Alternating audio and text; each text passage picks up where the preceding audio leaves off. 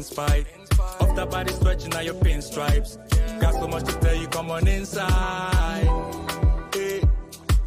You was MIA from the invite. Tryna give me daps with my hands tied.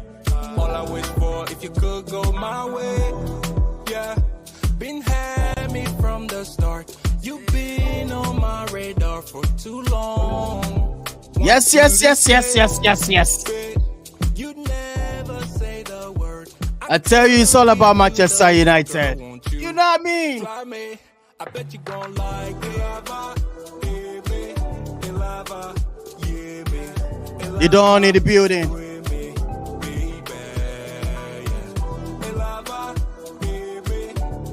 ISTV, back again. Back again, that's what I mean tonight. Oh my goodness, welcoming everybody onto this Monday Sport Review show. We're going to resolve what is going on at Manchester United on game week 5. Another team dribbling me, mesmerizing me, touching me, tickling me, making me feel so sad. All right, welcoming everybody on this show. You don't need the building. You know what I mean? Please take it easy on me. Tell my ISTV crew to take it easy. After we need their game, they don't care. He's mesmerizing me. Be careful. Watch it. Know what you're saying tonight. Didon back again. Please smash the like on the video. Where's my face? Show your face, Didon. I'll be right back. You know what I mean?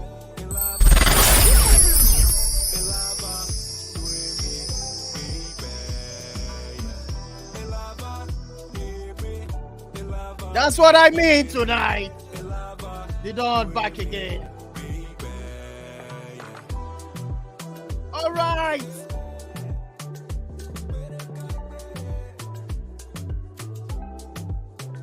Yes.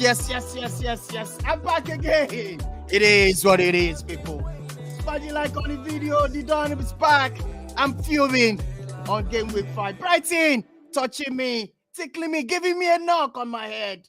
But it is what it is. Let's go this way. Welcoming all the ISTV crew. They are ready. They're all pumping. They're all ready. Yes, let me welcome Robbie without saying. Robbie, you are live. What's going on, bro? Manchester beat it, but we talk about it. I just want to welcome you. Please take it easy tonight.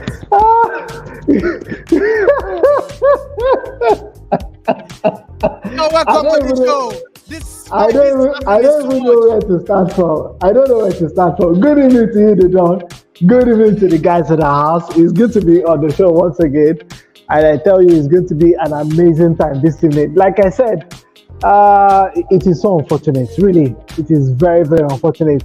I have to look outside the video of the match between Brighton and United today, and I was very, very disappointed because it looked like as if United went onto the field and they did not have a clue of what they would needed to do. And Brighton actually showed them how it is done. And right now, just like they say in football, United have a mountain to climb. And I tell you, this is much more than a mountain because the 14th position is not where you typically find United.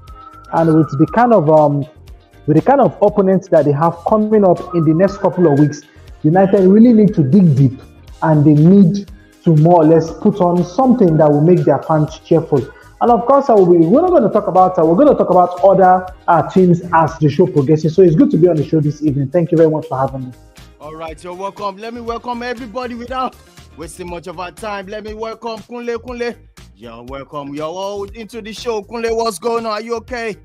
This morning, this evening, this night, wherever you're watching from. Yeah. Live. Yeah, good evening, Didon, and good evening to everyone else. Yes, it's nice to be on the show. And I don't understand, Didon, why you are saying people should take it easy on you. Like, for what reason? What does anybody want to say? Like, were we expecting...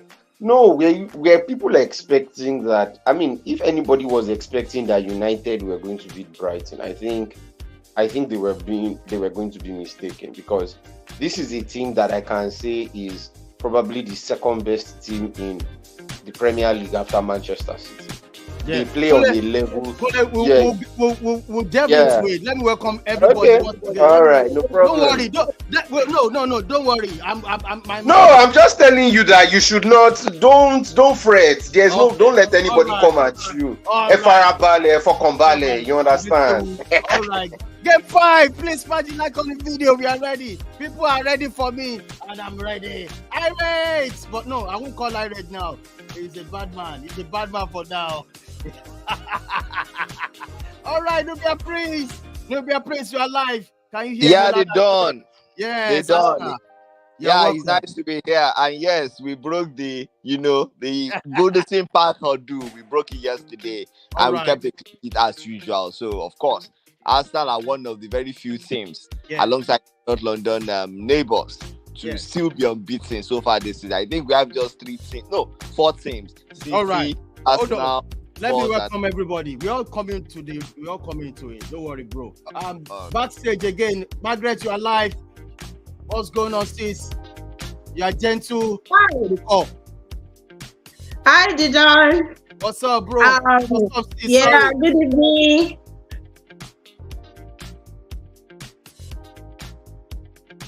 Oh, I think I lost. And for life, anytime, any day. Good evening, guys.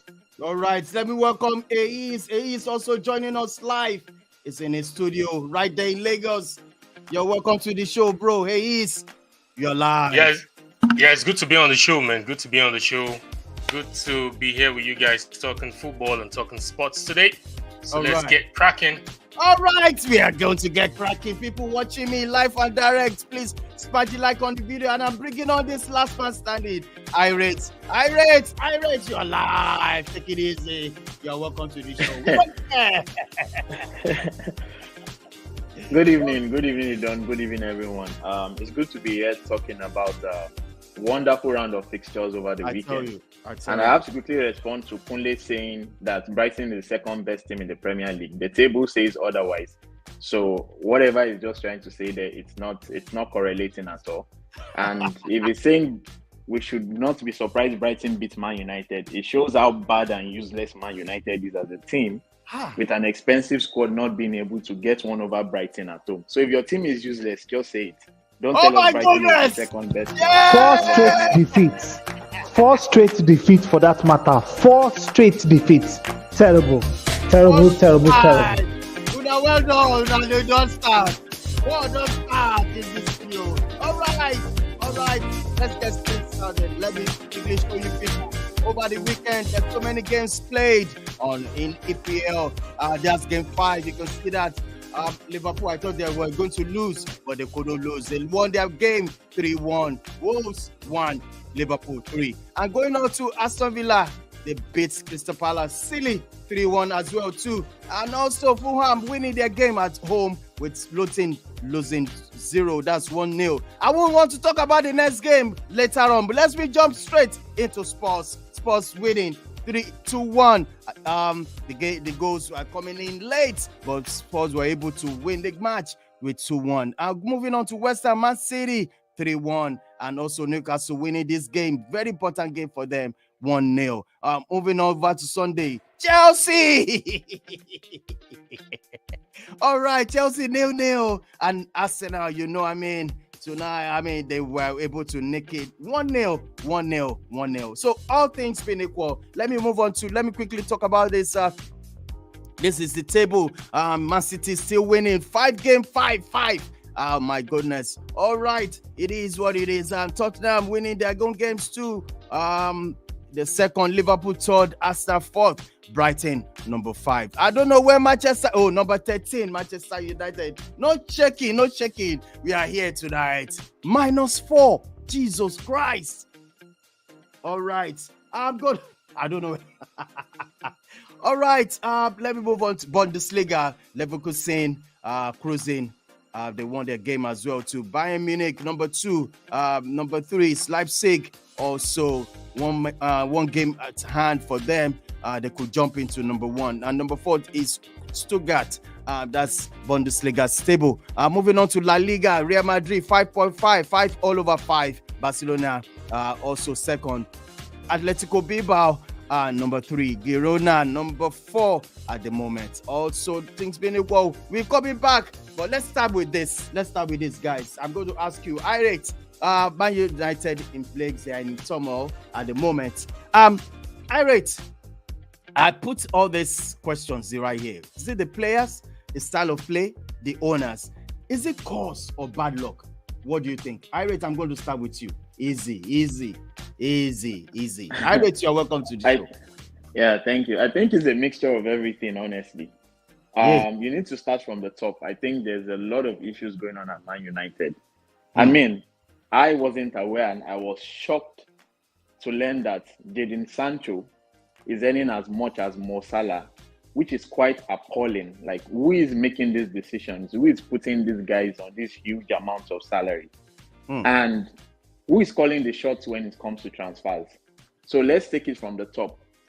Erik ten Hag himself, how does he want to implement a style of play?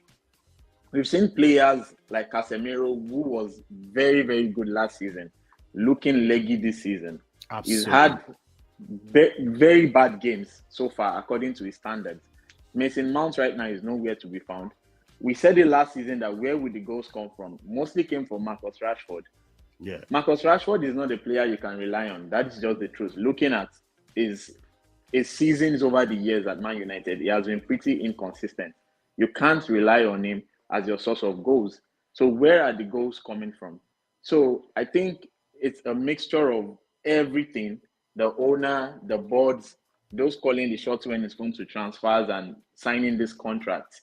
Erik ten Hag himself needs to look at himself and look at what they are doing wrong in the training ground, because we all expected Brighton to play their style of play as usual. They did the same last season. But you as a manager should have known that this is what Brighton want to come to Old Trafford to do. It was embarrassing. It wasn't just a defeat. It was a schooling in your own backyard. And I don't want to hear, Brighton is this, they are one of the best teams or second best team or whatever. I can tell you now that Brighton won't come to Anfield and do that they did to Man United. It's not going to happen. It's not possible. So it's time for Erik ten Hag himself, look at his team. I know they've had some injuries, but players who were very good last season, like even Lisandro Martinez, is not at the level where he was last season. So something must clearly be going wrong with Man United, especially on the training ground.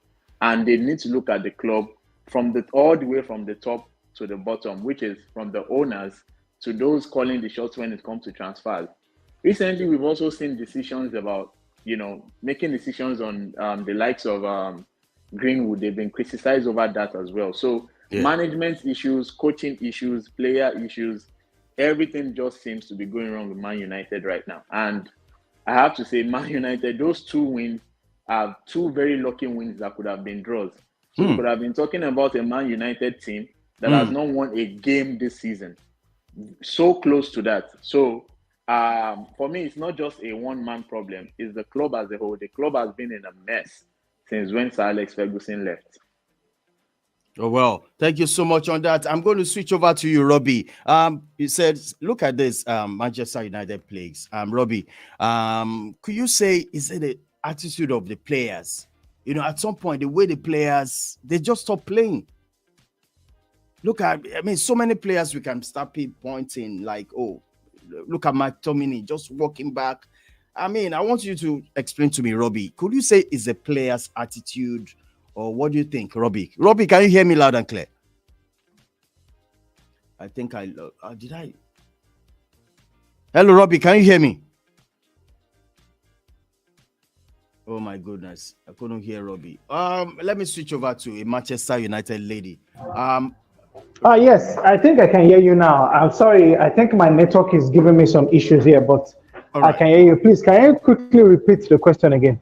I'm saying, is it the problem of the players? Talking about Manchester United players, we can mention names, the way they play. They just stop playing after 20 minutes. And what's your take on this? Could you say the players? Why will you not stop playing after 20 minutes? Do you know how big a football field is? That is 90 by 110. So, and you have an opponent that is more or less passing you into submission. why will you not stop running? And looking at how Brighton were very, very surgical in how they scored their first goal, this goal scored by Danny Welbeck, the second goal, and the third goal, you just begin to ask yourself questions. What were players doing exactly? There's a philosophy that a coach I know in Nigeria preaches. And what is the philosophy? It is simple. The philosophy is called run with the running man. What does it mean? It means that if I am an attacking player and maybe someone like Irate is my teammate and Margaret is an opposing player, if Irate makes a run, Margaret is supposed to ignore me totally and run after Irate. That is the philosophy of run with the running man.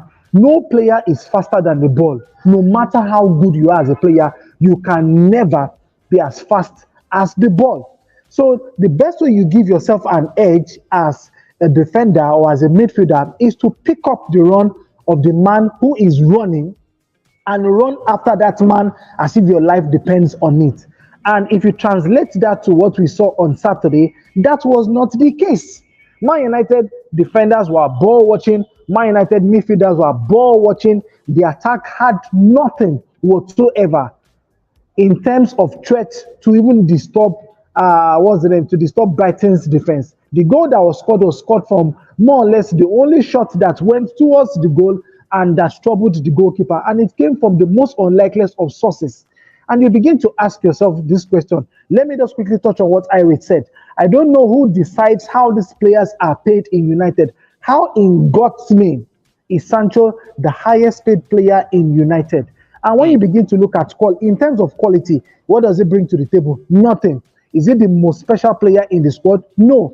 Is it the most effective player in the squad? No. Is it that kind of player that when the chips are down and you introduce him into the game of football, is it that kind of player that changes the atmosphere of the team? Is it that kind of player that changes the dynamics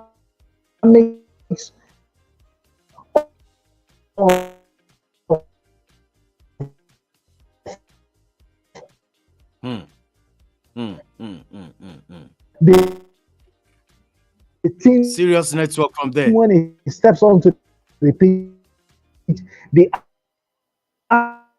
answers to all these questions. Oh my goodness! I think I lost you there because of I think your network is no. So how in God?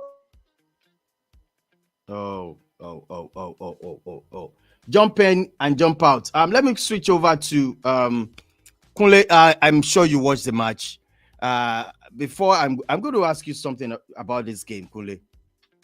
You see, the style of play, what Erik ten Hag promised us was a free-flowing attacking football. And I noticed something like, I think, could you say the players, they don't have that capacity to play his style of game? Because, it's just like at times after 20 minutes, they always look fatigued, lethargic. I mean, do you think these players can't adjust to his style of play? They can't just do it. All right. That is simply the answer. And that is why I seriously find Irate's response funny.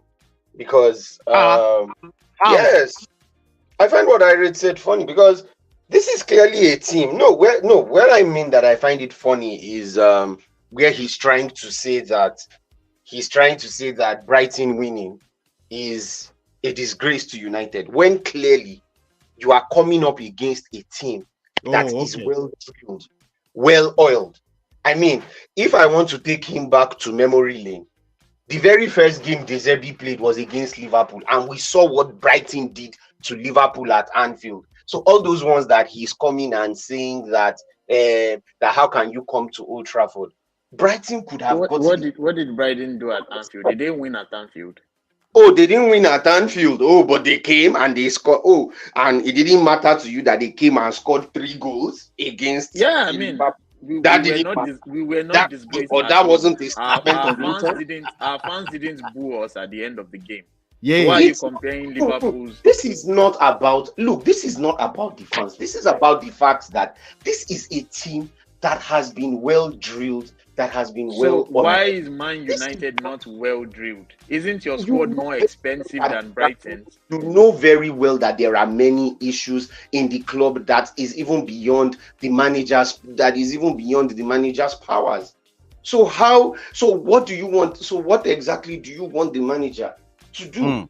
There are many things that are beyond his these things that are beyond. You know very well with the kind of owners that are there. So what does the manager want to do? He works with what he has.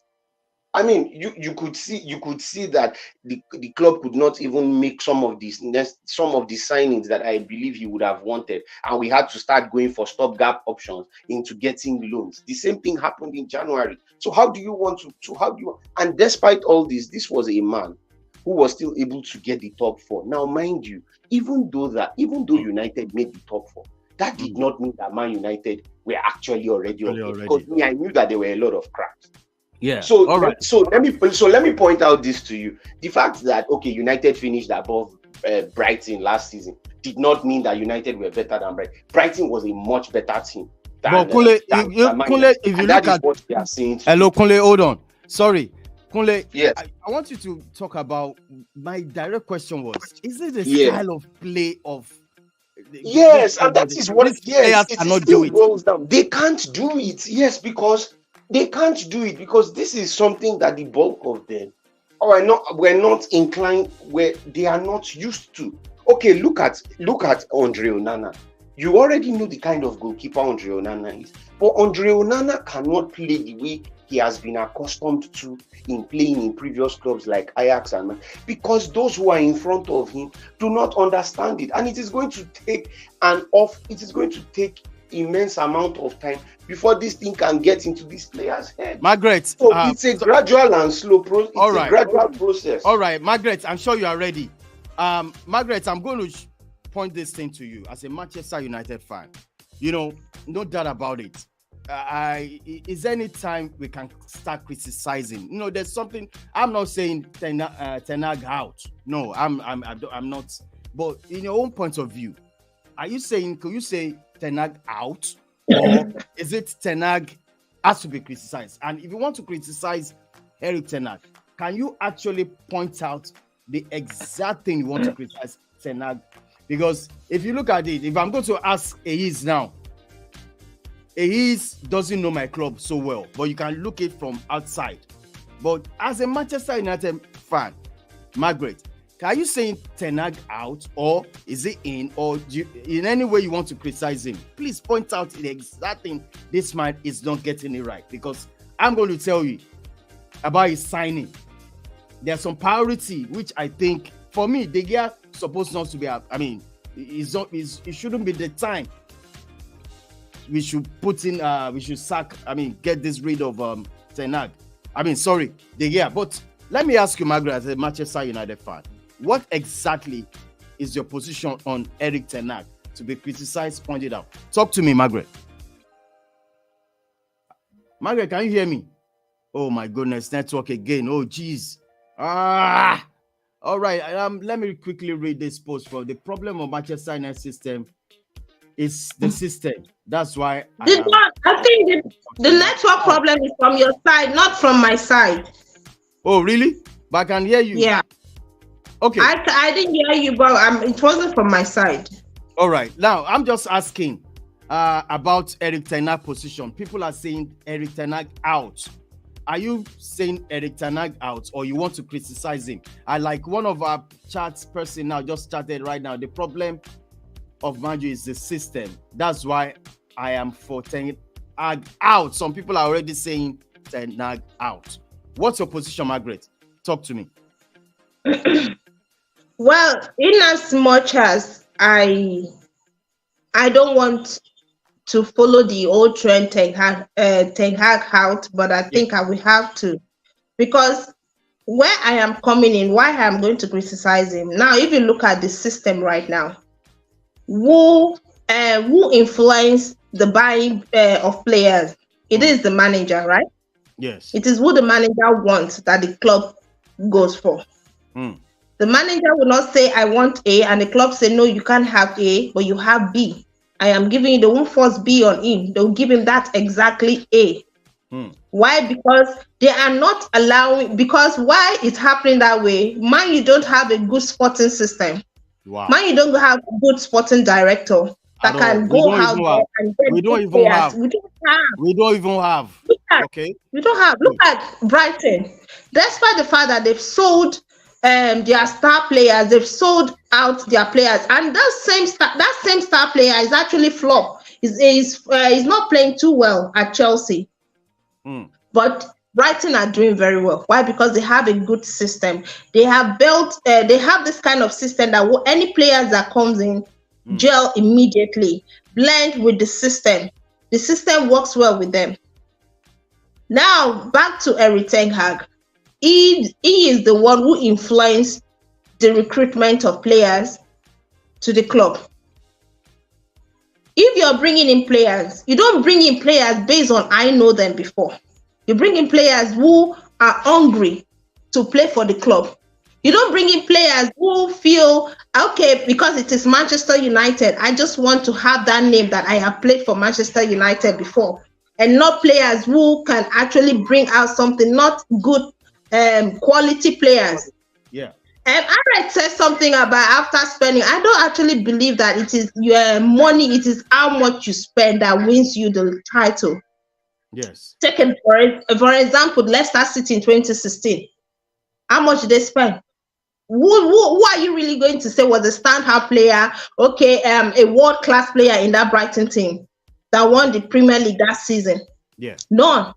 It has to do with what the manager, the kind of system, the kind of manager that they have. If you have a good manager, then a good coach that will make an average player become a world class, just like what Pep is doing at City. Then I am telling you that, then you know that it is not all about money. Chelsea spent, in fact, they overturned, brought in world class, brought in almost all the players. What happened? Nothing is not working well for them right now. Nothing is going on. So it's not about spending the money. You spend the money, and at the end of the day, you don't get what you want. So to me, I don't know if Erik ten Hag is being too rigid, is being too rigid. That is how you manage these players, especially when you're dealing with players who are popular in the dressing room. What happens when you have players who are popular in the dressing room, and then there is an issue between those players, or those players have issue with you? There's going to be a problem. There's going to be a division in that dressing room. So how do you manage it? How do you manage those players so that it will not affect their play? It will not affect them on the field of play. So I feel sometimes Erik ten Hag goes in there. Sometimes I watch Man U, and it's as if you're just bringing in 11 people on the field. Yeah, just go there, run around the field and play. Run with the ball. If your opponents come, do anything you want to do. If your opponents come, just whatever, press and get the ball. That is all. So I just think there's a lot of things wrong. For me, I think Erik ten Hag needs to leave. If he's actually confused, he needs to leave. He is wrong because my goodness. All right. I'm going to ask another different football analyst in person of Ace. Most of these players, they have played under different managers. Marcus Rashford, Maguire, Victor Lindelof. In fact, it wasn't the one that bought Sancho. So many players, they are still there. Bruno. Ace, from your own point of view, look at it. Is it the style of play that these players, they don't get it? They can't. It's not. It's players that they can play style of system, or is it the board that are buying some players whereby, I remember there are so many players this guy wants to go for. He wants to have Harry Kane, he wants to Kim Min-jae, and so on, that they bought. So many players that this guy doesn't want, but he just have to fix it, and it comes with injury as well. I'm going to bring on also Prof is coming on, but then Prof has to tell us what is happening in Chelsea, because all these star players we don't understand. Now, Ace, back to my question. In what way do you think people are now saying Erik ten Hag out? I won't ask you that. because you are not a Manchester United fan. But I'm going to ask you, is it the style of play? Is it the system? We don't have a system. We're just playing. You know what? I would just before I attempt to question or answer your question, I've listened to everybody. They've talked. Margaret, Irate, Kunle, what's his name? Robbie, yeah, and even Robbie. you.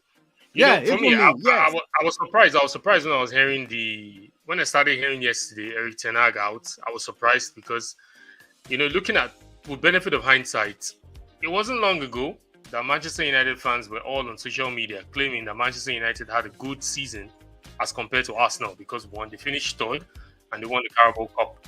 So all of a sudden, after 4 games or 5 games, the narrative has changed. I just feel it's just this mentality of having someone to scapegoat. Now, who are we going to scapegoat? We've lost 2 straight matches in the EPL. Who can we see to blame? Oh, okay, let's pick Erik ten Hag is the fault. I just feel, come on, it's too early for this. Listening to Manchester United fans say this, Erik ten Hag out. It is too early for this. Irate mentioned something about Kunle mentioned something about Brighton being the second best team in EPL. Look at De Zerbi when he joined Brighton. It wasn't that rosy. It wasn't. You can look at his results. He lost some. Brighton lost 2 games last season. Brighton that you're using in comparison to Manchester United at this moment. Brighton lost 12 games. I know Manchester United and Brighton are not at par when it comes to big teams in the EPL. Yes, granted, Brighton is well managed, is well oiled. Granted, maybe because De Zerbi understands what he wants. And we should not forget, Erik ten Hag came from Ajax, a small club in a small town, coming into a big club like Manchester United, where the culture is different, where the fans have a lot of say in whatever determines what happens in decision-making at Manchester United. The fans, we could dare say, play like 30% or 40% in whatever decision-making happens at Manchester United. Unlike Ajax, where it's coming from. And granted, this is just his second season. I hope my stats is right. This is just the second season. Though when he came, he said eras were going to come to an end, of which we saw some scintillating performances last season, defeating Manchester City. Even Arsenal that came second to Manchester City fell twice against Manchester City. He went on, defeated Liverpool. He gave some good result last season. But now, what has happened as compared to last season, where we're supposed to build on this season, is where I faulted.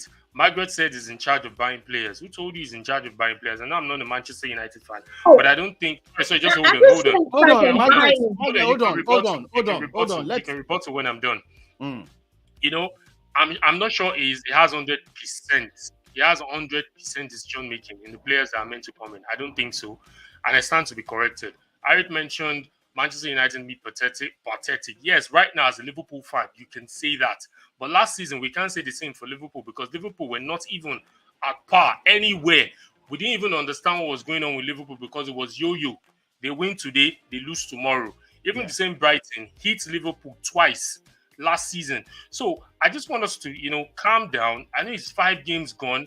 Nobody will be happy that his team loses that way against Brighton. Now, if I'm now coming to your question directly, Manchester United plays. Is it the player's style of play? Yeah. It's the same style of play that he implemented last season that is also implementing now. A lot of people were, angry that why did he take off the new guy? What's his name? Rasmus Højlund. I don't think that's his right name. But the guy was playing and they were trying to manage him because they didn't want him to get injured again. So there are a lot of decision making that went into that. Is it the owners? Manchester United has always been screaming about the owners for the past 3 seasons or 2 seasons. When they won the Carabao Cup, nobody talked about the owners. Now, immediately anything goes bad, they just, hump on that narrative and say, hey, Glazers out. Glazers out. Now, it is Erik ten Hag out. For me, I just want them to give this guy time. Because if you sack Erik ten Hag, who are you going to bring in? He's going to start everything all over again. I know it is not rosy right now. I can understand. I know the mentality of wanting to win, which I'm not questioning. But you should also imagine that what it takes. A lot of issues that happened to this guy. I mentioned it last time on the episode that he should be ready, he should be prepared for the worst. And he needs to really, really get his hands really, really dirty if he has the vision to put Manchester United back on that map. Because all that is happening right now is just all those distractions. A lot of players will go against him because you've ousted one of theirs. Definitely there will be a ripple effect, of which we saw. And also, I was asking Colin that day, why would you start McTominay and Eriksen? Yeah. Even Casemiro needs to be benched. He needs to make those bold decisions. You could see that on that game, Casemiro was not offering anything. Eriksen was not offering anything. So he needs to look inwards. Are there people that can do that much better than him? Why did he let Fred go? Those are the decisions that he would die by. But like I said, you still have everything to turn things around because it's just 5 games gone and anything can happen. Anything can happen. Okay, I'm not Erik ten Hag out. Really, I'm not. All right, it's not Erik ten Hag out. Kunle, I'm going to call you once again. Just wrap up. I mean, maybe there's something you want to actually say before we move on. No, I think I kind of like agree with much of what Ehis says because, people seem to forget that there is actually a very toxic culture at Manchester United. And, what people fail to realize is that the likes of Manchester City, even Liverpool, when Jurgen Klopp, it wasn't this terrible. It wasn't this terrible. But we've been seeing this succession of behavior and attitude. And this is something Ten Hag is going to do. And, it makes it worse because there is a lot of scrutiny on Manchester United. Liverpool, Manchester City do not have the kind of attention that Manchester United gets. Yes. So it makes things worse. So I feel Ten Hag is in a very... Okay, look at, for instance, he said that Sancho didn't train well. The same Pep Guardiola said Matheus Nunes, his first touch is not good. He said it in the press conference. Did heaven fall? No! But it is in Manchester United that the manager will make a honest assessment and then the players will go on social media. Is he the one who caused it? So, Kunle, you are not saying Ten Hag out. If Ten Hag goes, we are finished. Because who is the manager that wants to come in? Who is the manager? We are finished if Ten Hag goes. That's what I will say. All right, cool. All right, Robbie, wrap up your point. Benga Gumbote one leg. There's Benga Gumbote. To take over the race of United. All right, Robbie, can you wrap up your point? Robbie, I want to. Okay. Let me wrap up my point. For you, Kunle, I don't agree with you. If a coach disciplines a player and that player decides to go on social media, it tells you about how weak that player is. It's just like a parent spanking a child and that child decides to more or less throw tantrums in the presence of visitors. What do you think is the reason for that child doing such a thing in the presence of a visitor? Because it tells so much about the authority of that parent. Sit down there, he sits down there. Don't come and tell me, Daddy, I'm not going to sit down here.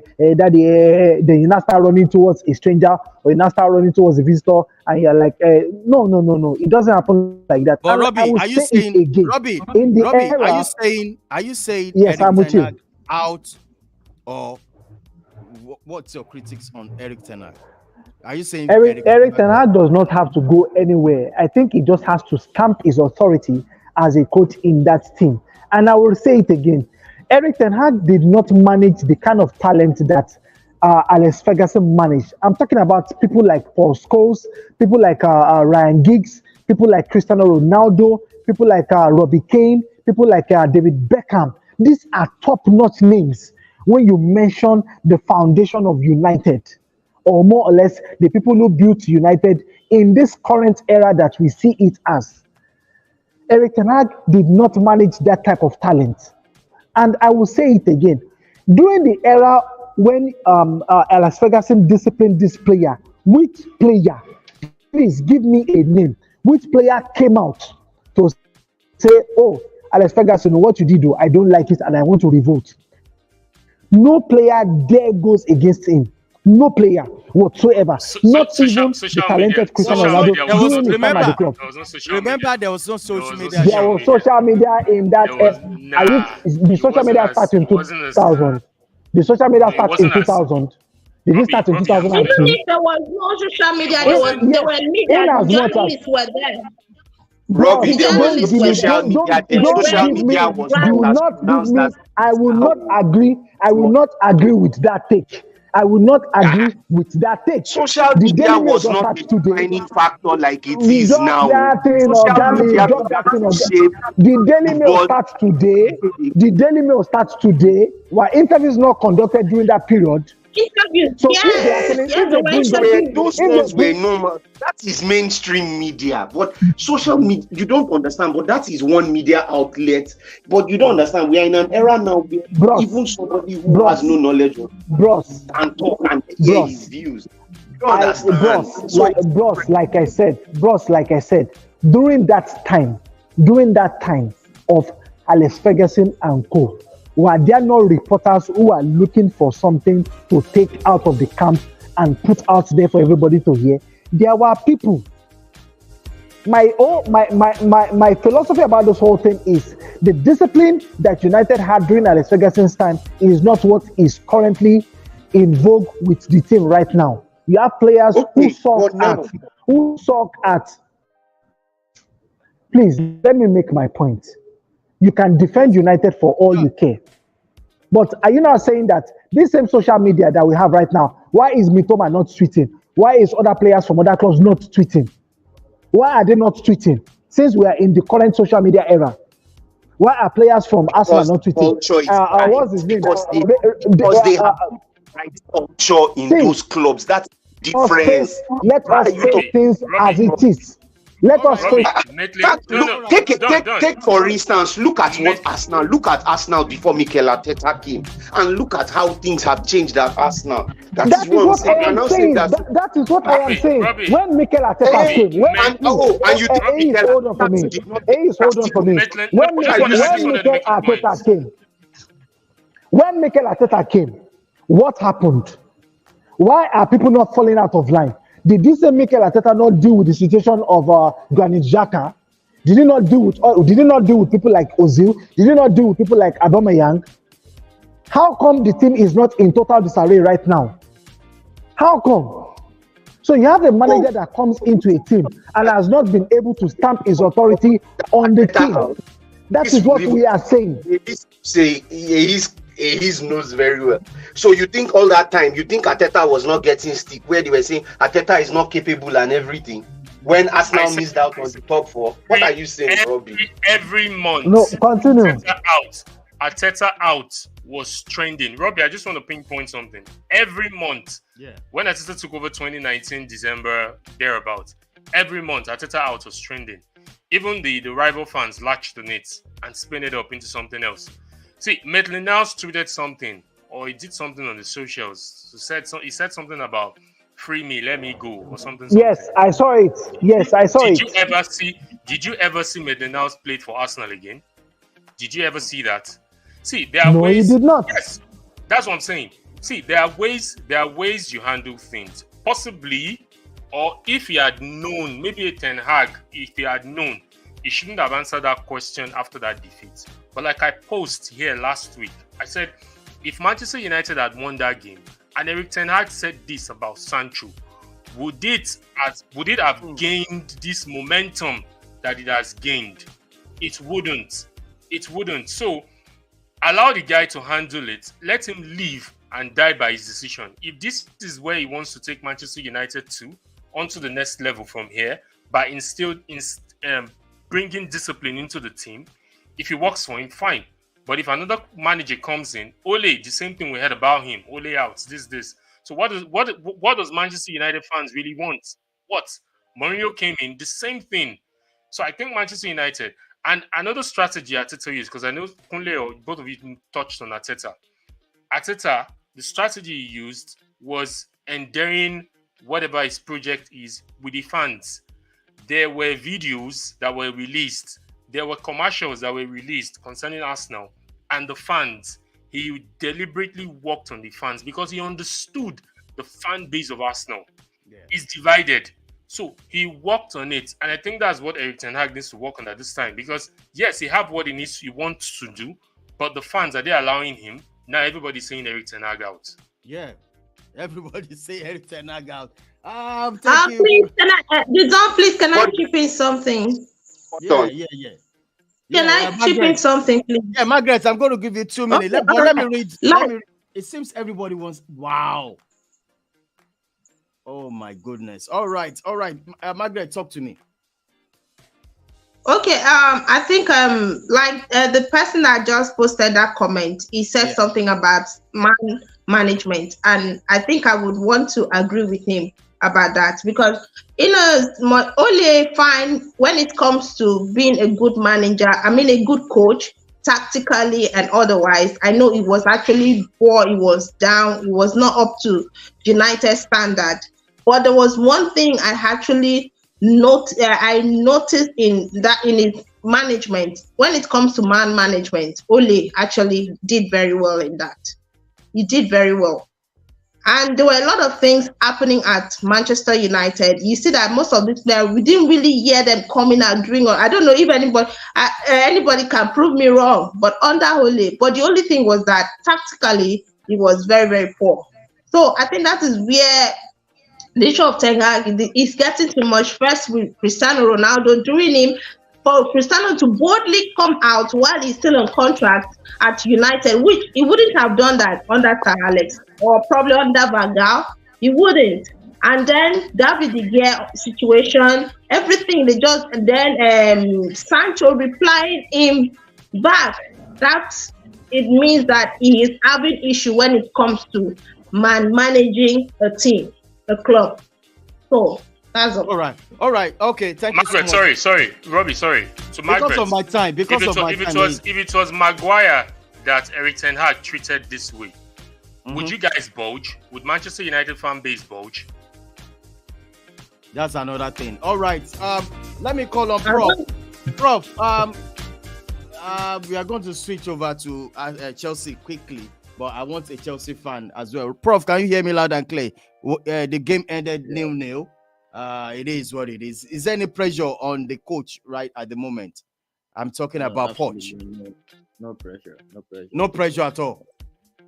Yes, because asked, the media, the media asked him a question about it, and he told them point blank. Everybody knows, it's clear to see these are very, very young players playing together for the first time, and the team has been plagued with first team injury, about 12 players out. So he has asked that he should be judged when his players are back, which I think is fair enough, because as a manager, there's only so much you can do without your players. You know what I'm saying? So he had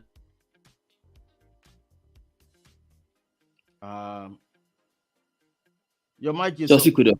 Okay. Yeah, sorry. Chelsea could have been at that game against Bournemouth for another 30 minutes and will not find the goal, because of obviously we are short up front there as well. So I personally think that for him there is no pressure now. I think he just has to continue to put in the work on the training ground with these players. They are improving, they are creating chances. They are not conceding a lot of chances as well.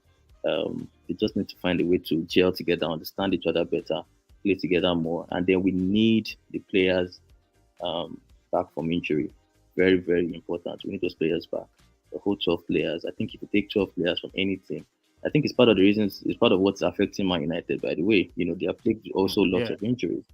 I looked at the game, and I feel like if you have players like Varane and Co available, it's most likely all those things don't happen. Look Shaw, Mount, these are very, very big players for United. So it's just 5 games. I think people are getting carried away. It's just 5 games, so there's still a lot of time to go.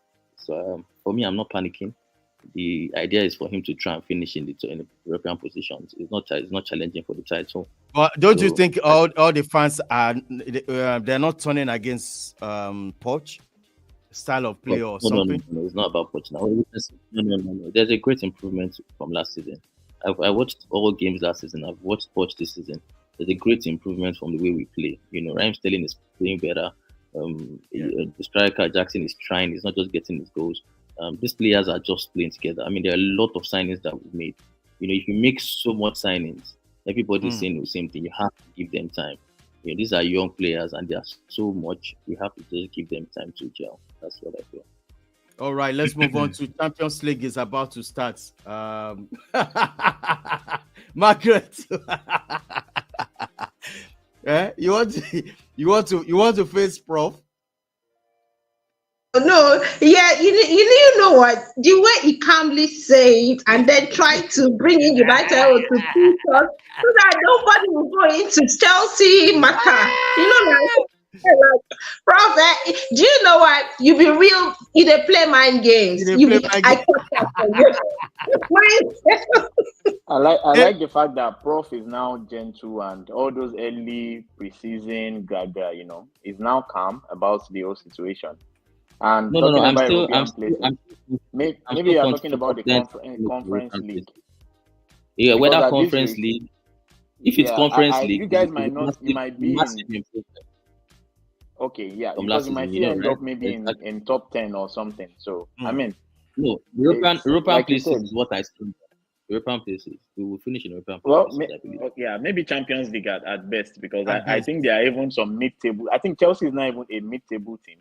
And I think there are some mid-table teams that are even actually doing better than Chelsea at this point. You are making a hasty decision after 5 games. You have to be careful. Just 5 games, you know. And then, like I said, I think this has been coming from last season, so it's not just 5 games. No. It's last season is gone. This is a new manager, new group of players. If you take 12 players from your team in Liverpool, I don't think you are flying the way you're flying now. Let's be putting our analysis into perspective. It's very, very important. I mean, we are talking about 12 players. How many of those 12 players actually have made an impact? How many of those 12 players have made an impact for Chelsea? Explain.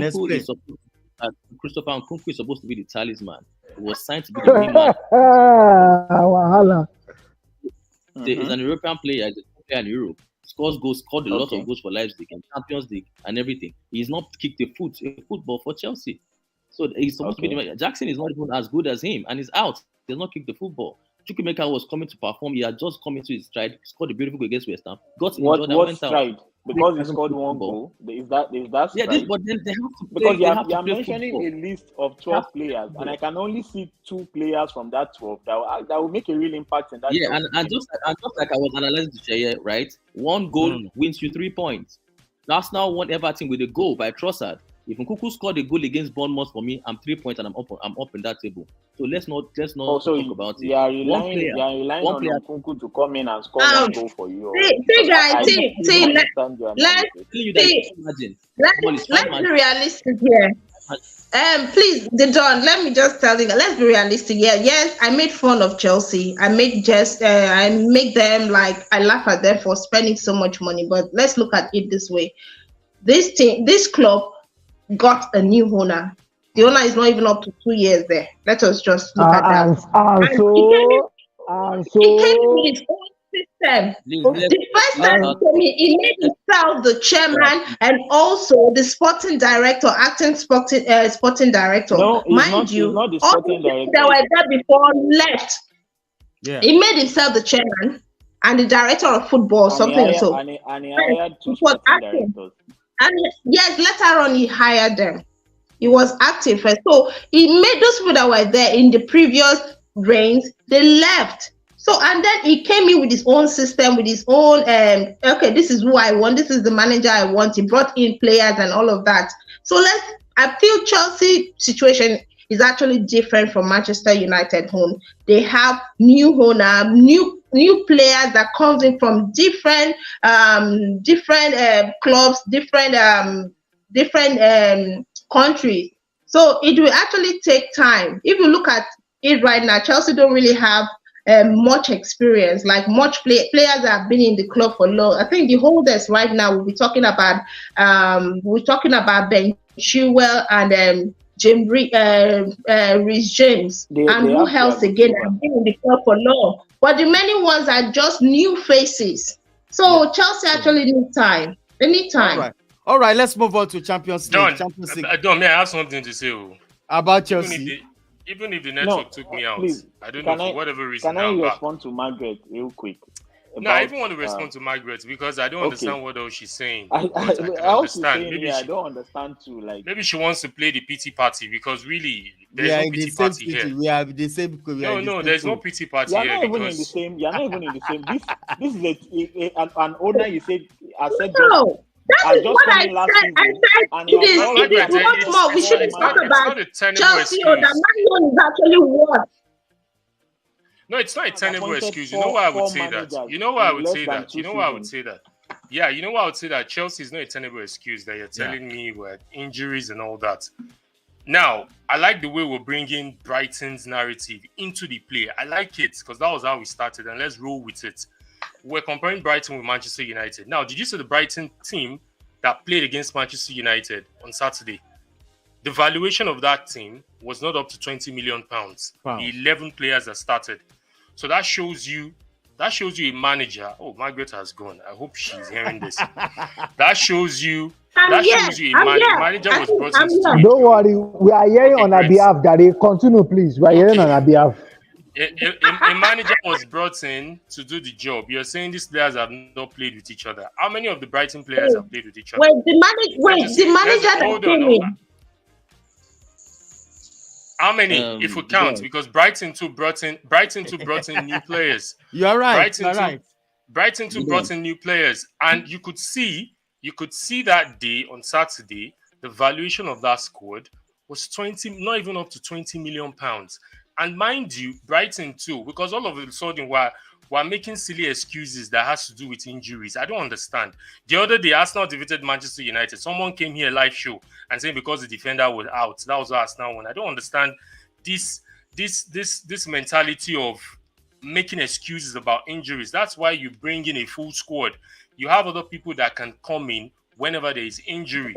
Case in point, Liverpool. Van Dijk has been injured. Van Dijk has not been playing for the past how many games, and they've been churning out results. So that issue of injury is it's not an excuse. Brighton, like we've been comparing, had a lot of injured players on Saturday, but you could see the performance they put in, and they won. So now this comes back to Poch, because when they signed Poch, the statement was Poch is going to take them back to that level. Yeah. Poch is a very experienced manager. Poch understands the EPL. Sorry to say that, but Poch himself even said he shot himself in the foot in the press conference by saying they want to hit the ground running. Who says exactly in a team that you don't even know where your players don't even have lockers? No, I'm about making my point.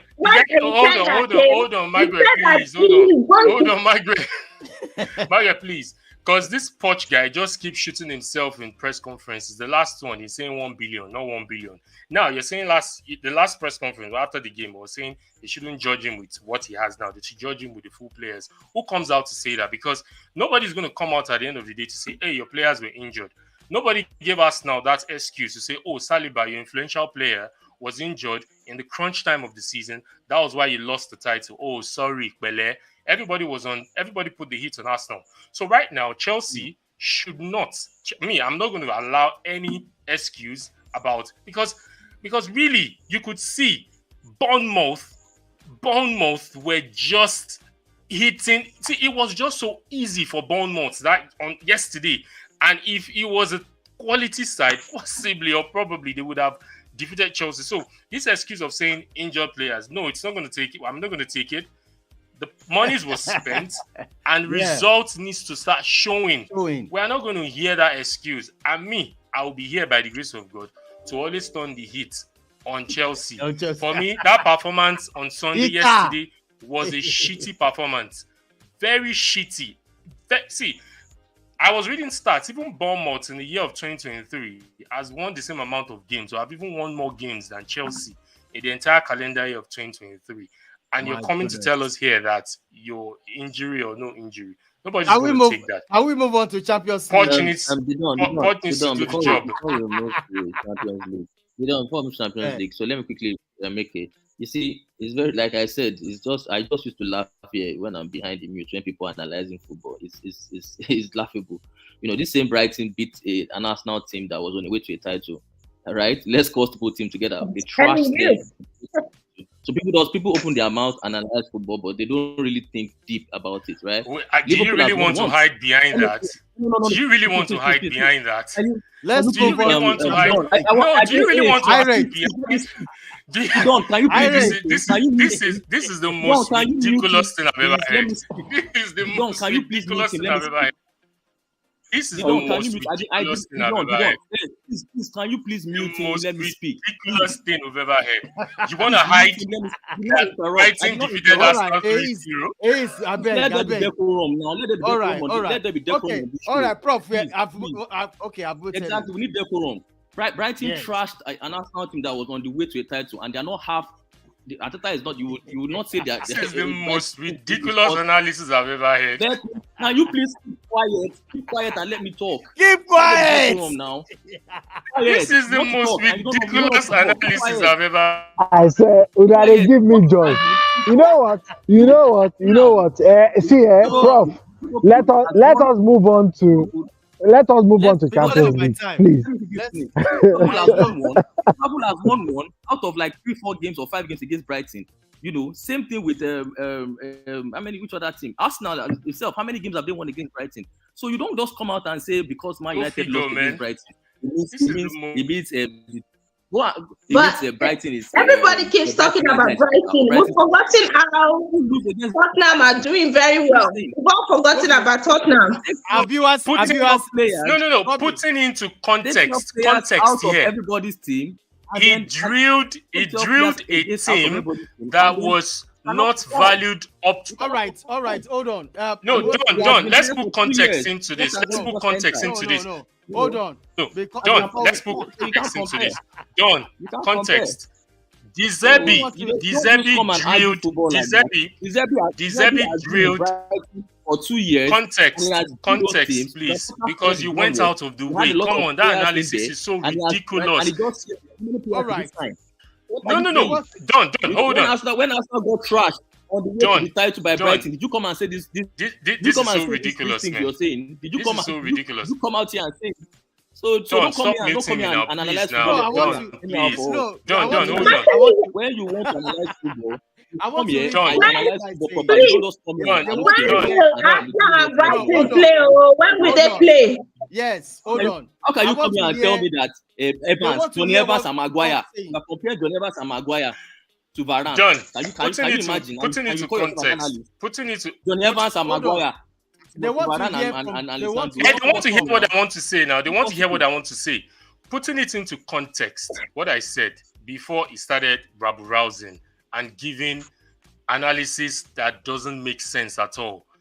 De Zerbi drilled a 20 million watt team to a good performance. How much was the Zerbi team when you were trashed on your way to the title? How much was the Zerbi team when you were trashed on your way to the title? In comparison to the Chelsea team that played against Bournemouth. That was disgraceful because having a £1 billion squad and playing such a performance against Bournemouth and losing at home to Nottingham Forest is a disgrace. That is what I'm talking about here. You can make analysis about how Brighton defeated Arsenal 3-0 last season. Face value, context. About it. For context sake. For context sake. Margaret, can we move on? Let's move on to Champions League. Let's move on. Because I don't understand the whole emotional tantrum that is talking. Let's move on to those people playing Champions League. Though I rate is not playing Champions League. It's one of them. Oh yeah, that's true. Thank you for reminding me. Thank you. Don, tomorrow's beating no good here. I know. We are prepared for it. Like me, I'm prepared for it. You prepared to be beaten. I like Man United fans nowadays. You guys have lost hope in the team. Kunle, do you have hope in that Champions League? You don't have high expectations. I don't have hope. I want to start. Kunle, Man U is playing. I think it's on Wednesday. Yeah, on Wednesday. Yeah. Do we have hope? They will beat us. There's this Whitney Houston song that it says, though hope is frail, it's hard to kill. So we won't go to that small loop. That's it because you will sing more on Wednesday. I hope you know. No, John. Yeah. Sorry. For us to judge Manchester United tomorrow, Manchester United has to be at their full team. That's how we can judge Manchester United. No, full team. Your full team has to be ready. No injury. If you lose tomorrow, it's not a problem. It's not a problem. We okay. All right. Now, since that's the way we are judging teams now, if you are injured, if you lose, no problem. All right, people. Tomorrow, Champions League is going to start tomorrow, and so many games on Tuesday. As you can see on the screen, because of our time, I won't be able to read them out. I just want to ask a question on Arsenal coming back to Champions League after a long. Finally. So, how is Arsenal going to approach this game? You know, you're playing PSV at home. Is it going to be the same style of play? You know, Champions League is different. It's not a league. Anybody can beat anybody anywhere. So how is Arsenal going to approach this game? Considering the fact it's a long time you guys have played the Champions League. So how's the atmosphere tomorrow? On Wednesday. On Wednesday, yeah, it's the last time when the Champions League was 2016, 2017, so it's not that long, like 5 seasons or 6 seasons ago. It's not that long, and even before that, we've qualified for the Champions League. 20 years, I'll be 20 seasons straight due to Arsene Wenger. But it's a good one to be back. Arteta promised. Arteta said he was going to bring us back to the Champions League, which led to the song that was composed by the fans to him, and he has fulfilled that. And this is what we talk about managers. When he came in, he never complained about players being injured. He never complained about any issue. He rolled his sleeve and he worked, and that's what some managers need to do. So it's good to be back in the Champions League. And now the question that lies in here is a lot of people started moaning again because they always put Arsenal on the fray. Like, how is he going to manage the squad? Because of what happened yesterday, starting Raya and benching Ramsdale. If they see Raya starts on Wednesday now, it's going to be a problem. Ramsdale has lost the number 1 spot. And Arteta said it boldly in the press conference last season. A man that knows how to answer questions in press conferences said it that no player is guaranteed the starting. No player is guaranteed in the starting lineup. Yeah. Anybody that's fit to play would start. And I think it's high time for people who were raising dust. People that were started the narrative of Havertz. Hey, Arteta, and you saw him. He benched Havertz yesterday. He benched him, put him on the bench, started someone else, and now where are they now to say he's always starting Havertz? So that is always the problem. So what should be expected tomorrow? Yeah. Possibly we might see Havertz. Havertz might start. Is a good avenue whereby he would play players that have not had opportunities in the EPL. Someone like Smith Rowe, someone like what's his name? We might see a bit of mix-up in the starting 11 and possibly bring. I want Saka to rest, please. Arteta, if you're listening, please, Saka should rest. You can bring others so that we can prepare for the North London derby. I know you would have one eyes on Sunday for the North London derby. So it's a good one for us to be back in the Champions League, and we hope for the very best. All right, Margaret. I won't ask you any question right now because this is Champions League. Thank you. I understand. Yeah. All right. That's fine. So, Margaret and Kunle, I'm going to ask you both before we wrap up because of my time. We have to get out from here. Kunle, Margaret, you think any surprises to Wednesday? Or players coming back from injuries? Can anything happen? Are you talking about Manchester United? Yeah, I'm talking about Manchester United. Well, so far, I think it seems there is actually a probability that Mason Mount and Sofiane Amrabat might be back. But the thing is, even if they will be back, it is not yet certain they will be able to get into the starting lineup. I feel that is just going to be too risky, to do, because you don't want a situation where you throw them and there's more complications. So maybe they might start off the bench. But regardless of that, it is actually good that the two of them are actually nearing to a comeback, because United's midfield is clearly light at the moment. The options that we have cannot execute the plan. Someone said something about Casemiro resting. if Casemiro rests, who do you want to bring in? Oh, among friends. But that kind of a thing, if Casemiro is not playing well, that is where you could say, okay, Amrabat step in or something, But so we need Mount and Amrabat to come back, and it's actually nice that they are actually close to fitness. So hopefully we see them at least on the bench against Bayern, even if they can't start. All right. Margaret, final word. You can actually see I've been sweating since immediately you mentioned Champions League. Because already I know what's going to happen. Oh my God. I'm nothing. Right. Well, football is a game, is a very funny game. So yeah. I think we'll be seeing another repetition of 1999.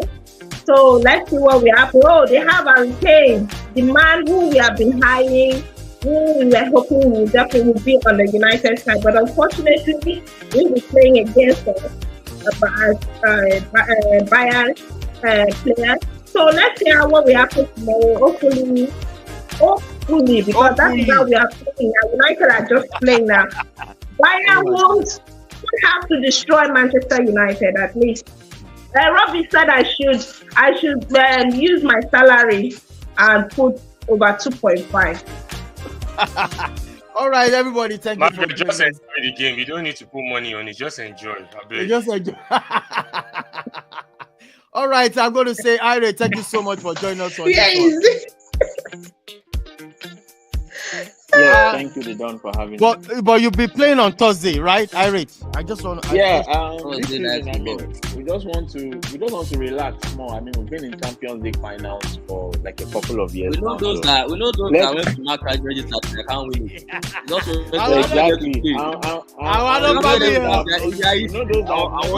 They talk about us. Don't mind the people that are not in the Champions. They are not jealous. They are jealous. That by next season, we are back to Tuesday, Wednesday football. No questions about it. 100%. Okay. Irish, it's not guaranteed, man. It's not guaranteed. Well, put your money where your mouth is saying. I'm ready to put my money where my mouth is. The competition, no problem. The competition has really grown in the EPL, so you don't think nobody's guaranteed that first top 4. You have to work for it. So you just saying you come back to the Champions League. It's not that easy. I can tell you one thing is guaranteed. That's the team winning the Premier League title. And guaranteed.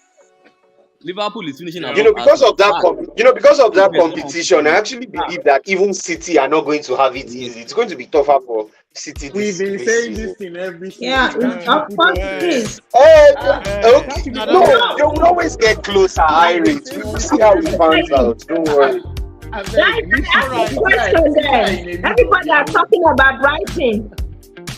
All right. Everybody are talking about Brighton, and then we've forgotten about Tottenham. They are also in threat.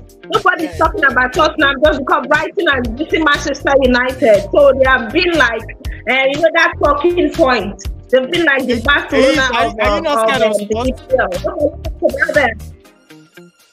Like I said, for me, I said the competition has increased, and you have to be scared of the opponent, and you have to prepare. You don't just think top 4 is guaranteed. If you don't work for it, someone else will just come in there and beat you. So for me, the Sunday game, if Arsenal don't prepare for it and don't do well, they will get beat. It's as simple as that. Victory is not guaranteed. You have to work for it. Yeah. I appreciate it. I got to go right now. Thank you so much. All right, Margaret, thank you. One love. Yeah. One love. Thank you. All right, thank you so much, Ababalala. Olada for Bishop D. Thank you so much for joining us on this one. All right. Please smash the like on the video. Do me a favor, subscribe to the channel, share this broadcast, tell people it's raining here, it's massive here. Thank you once again. On this final note, I'm gonna sign out. Bye for now.